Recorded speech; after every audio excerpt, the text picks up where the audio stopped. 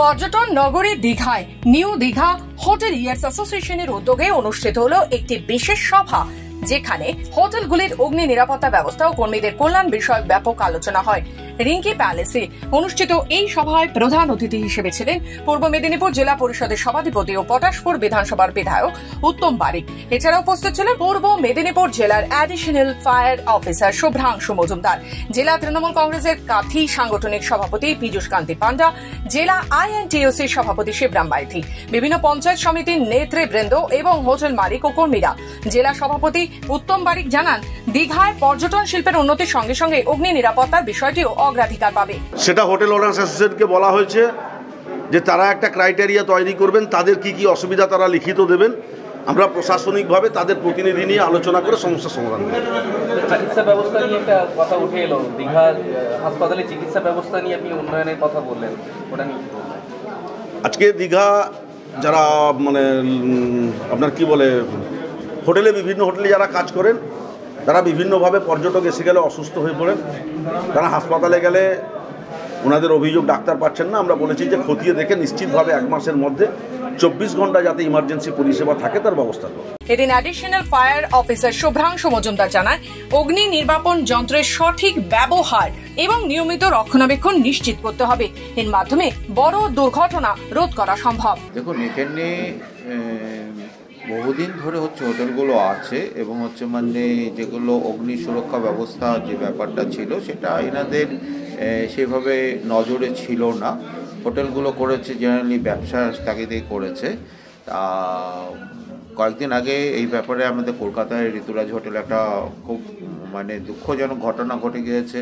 শুধু এখানে বলে না, বিভিন্ন জায়গায় যেখানে হোটেল আছে সেখানে আমাদের অলরেডি অডিট চলছে এবং রথযাত্রা উপলক্ষে মাননীয় মুখ্যমন্ত্রীর উদ্যোগে এবং ওনার আদেশে, আমাদের মন্ত্রী মহাশয়ের আদেশে, আমাদের ডিজি স্যারের আদেশে আমরা প্রিকশন নেওয়ার চেষ্টা করেছি। আমরা প্রিভেনশনের কাজ করেছি। এখানে সর্বতোভাবে আমরা প্রায় 300-র কাছাকাছি হোটেলে খুব কম সময়, মাত্র 3-4 দিনের মধ্যে আমাদের স্পেশাল টিম এসেছিল, তারা সবাই মিলে আমরা ঝাঁপিয়ে পড়ে অডিট করেছি। এদিনে সভায় হোটেল মালিকেরা বিভিন্ন সমস্যা যেমন চাঁদাবাজির অভিযোগ তুলে ধরেন এবং কর্মীরা তাদের জীবিকা নিরাপত্তা, চিকিৎসার সুবিধা আদায়ের জন্য দাবি জানান। নতুনভাবে চালু হওয়া টোল ফ্রি নাম্বার এর মাধ্যমে হোটেল মালিক ও কর্মীরা দ্রুত তাদের সমস্যা সমাধান করতে পারবে বলে জানানো হয়। দীঘায় জগন্নাথ মন্দিরের উদ্বোধনের পর পর্যটন শিল্পের নতুন মাত্রা এসেছে। সেই প্রসঙ্গে হোটেলিয়ার্স অ্যাসোসিয়েশনের আগামীতে রাজ্য সরকারের গাইডলাইন মেনে কাজ করার বদ্ধপরিকর। আজকে নিউ দীঘা হোটেলিয়ার্স অ্যাসোসিয়েশন একটা সভা ডেকেছিল, সমস্ত মালিকদের ডেকেছিলেন। সেখানে দীঘাতে যে ব্যবসা করতে গিয়ে যেসব সমস্যা হচ্ছে সেগুলো নিয়ে আলোচনা হচ্ছিল। বিশেষ করে সরকারিভাবে দীঘাতে অনেক নির্দেশিকা জারি হয়েছে। জগন্নাথ মন্দির উদ্বোধন হওয়ার পর থেকে দীঘাতে প্রচুর মানুষের ঢল নেমেছে মাননীয় মুখ্যমন্ত্রীর অনুপ্রেরণা, যার জন্য দীঘাতে প্রচুর লোক নেমেছে। সেই সুযোগ নিয়ে কিছু লোক কালোবাজারি করেছে। দীঘাতে হোটেল ভাড়া থেকে আরম্ভ করে, টোটো ভাড়া থেকে আরম্ভ করে, বাসের ভাড়া থেকে আরম্ভ করে কিছু লোক করেছে, এটা অস্বীকার করা যায়নি। এইটা আমাদের মুখ্যমন্ত্রী কানে গেছে এবং শুধু মুখ্যমন্ত্রী না, সারা দুনিয়া দেখেছে সোশ্যাল মিডিয়ার মাধ্যমে। আজকে এটা ইকোনমিক হোটেল সেক্টর এই অ্যাসোসিয়েশনটা তৈরি করেছিল।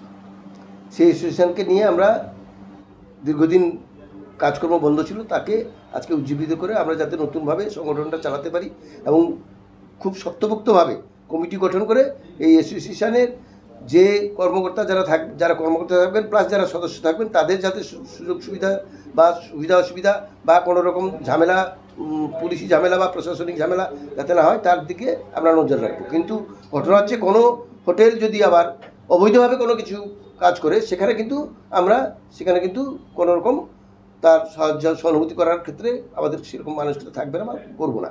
2011 সালের পরে মমতা ব্যানার্জি ক্ষমতায় আসার পরে দীঘা নিয়ে মমতা ব্যানার্জি যে রূপ দিয়েছেন দীঘাকে তা অতুলনীয়।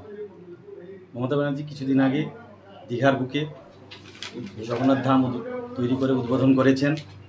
তারপরে মানুষের যে ঢল, দীঘায় পর্যটন ক্ষেত্রে যে ঢল নেমেছে মানুষের, তার জন্য হোটেলের ইনকাম বলুন, ট্রান্সপোর্ট ডিপার্টমেন্টের ইনকাম বলুন, ফুডিং ডিপার্টমেন্টের ইনকাম বলুন, পুরো লাফিয়ে কয়েক গুণ বেড়ে গেছে। বর্তমানে মমতা ব্যানার্জির কাছে বহু অভিযোগ গেছে যে ট্রান্সপোর্ট ডিপার্টমেন্টেও কয়েক গুণ ভাড়া নেওয়া হচ্ছে, হোটেল থেকেও কয়েক গুণ ভাড়া পর্যটকদের কাছ থেকে বা যারা হোটেলে থাকছে তাদের কাছ থেকে আদায় করা হচ্ছে। তাই প্রশাসনিক মিটিংয়ে মমতা ব্যানার্জি মাননীয় মুখ্যমন্ত্রী উনি বার্তা দিয়েছিলেন মাননীয় সভাধিপতি সাহেব ডিএম সাহেবকে যে তোমরা বসে অ্যাসোসিয়েশন তরফ থেকে যে একটা সুনির্দিষ্টভাবে যাতে এখানে ব্যবসা বাণিজ্য হতে পারে তার ব্যবস্থা গ্রহণ করতে। তাই নিউ দীঘা হোটেলিয়ার্স অ্যাসোসিয়েশনের পক্ষ থেকে আজকে এই মিটিংয়ের আয়োজন করা হয়েছিল। পূর্ব মেদিনীপুর থেকে রাজীব নন্দীর রিপোর্ট, খবর বাংলা।